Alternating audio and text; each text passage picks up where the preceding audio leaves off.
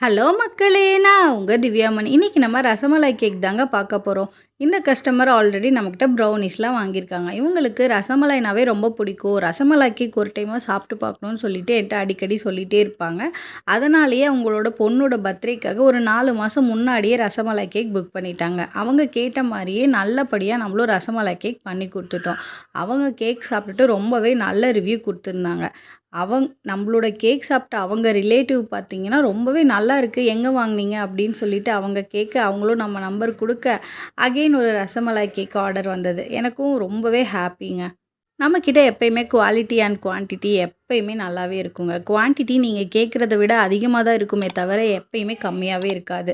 Cake damage ஆகாத மாரி நம்மளும் சேஃபா பேக் பண்ணி டெலிவரி பண்ணிட்டோம். இதே மாரி கேக் உங்களுக்கும் புக் பண்ணணுமா? ஸ்க்ரீன்ல தெரியிற நம்பருக்கு முன்னாடியே புக் பண்ணிக்கோங்க. நெக்ஸ்ட் வீடியோல பார்க்கலாம் காய்ஸ். பாய்.